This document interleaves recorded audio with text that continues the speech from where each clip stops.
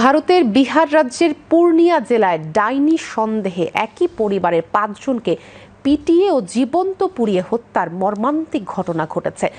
আদিবাসী ওরাও সম্প্রদায়ের এই পরিবারের সদস্যদের বিরুদ্ধে স্থানীয় এক সালিশি সভায় ডাইনি বলে রায় দেওয়ার পর এই নির্মম হত্যাকাণ্ড চালানো হয়। ঘটনা ঘিরে রাজনৈতিক অঙ্গনেও তীব্র প্রতিক্রিয়া দেখা দিয়েছে। বিস্তারিত আহমেদ অনির প্রতিবেদনে।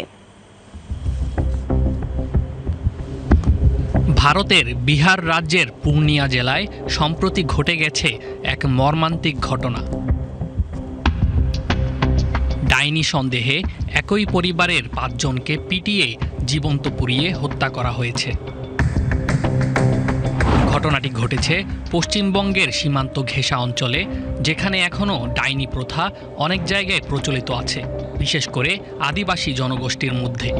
পূর্ণিয়া জেলা পুলিশ ঘটনার সত্যতা নিশ্চিত করে জানান, জড়িতদের চিহ্নিত করা হয়েছে এবং এখন পর্যন্ত ৩ জনকে গ্রেপ্তার করা হয়েছে। নিহতরা হলেন বাবুলাল ওরাও, মনজিৎ ওরাও, কাতো দেবী, সীতা দেবী ও রানী দেবী। পুলিশ সূত্রে জানা গেছে, স্থানীয় বাসিন্দা রামদেব মাহাতোর সন্তান অসুস্থ হয়ে পড়লে তিনি চিকিৎসার জন্য বাবুলাল ওরাওয়ের কাছে যান, কিন্তু শিশুটিকে বাঁচানো যায়নি। এর জেরে রামদেব সদলবল বাবুলাল ওরাও ও তার পরিবারের ওপর চড়াও হন।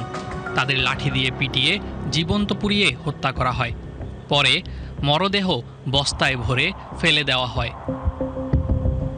এই ঘটনায় পরিবারের একমাত্র বেঁচে যাওয়া সদস্য বাবুলাল ওরাওয়ের ১৬ বছর বয়সী ছেলে কোনো মতে পালিয়ে দাদার বাড়িতে আশ্রয় নেয় এবং সেখান থেকে পুলিশে খবর দেওয়া হয়। ছেলেটি পুলিশের কাছে জানায়, প্রায় ২০০ জনকে একত্র করে স্থানীয় সালিশি সভা বসানো হয়েছিল। সেখানেই সিদ্ধান্ত নেওয়া হয় যে পরিবারটিকে হত্যা করা হবে, কারণ তাদের মধ্যে ডাইনি আছে বলে বিশ্বাস করা হয়। এরপর তাদেরকে পিটিয়ে মারা হয় এবং অর্ধমৃত অবস্থায় পেট্রোল ঢেলে তাদের জ্বালিয়ে দেওয়া হয়। ঘটনাটি বিহার রাজ্যের রাজনীতিতে বড় আলোড়ন তুলেছে। রাজ্যটির বিরোধী দল আরজেডি এই হত্যাকাণ্ডের জন্য মুখ্যমন্ত্রী নীতিশ কুমারের প্রশাসনকে দায়ী করেছে।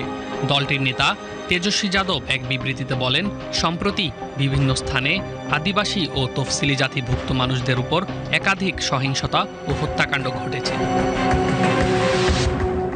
আহমেদ অনি, বিটিভি নিউজ।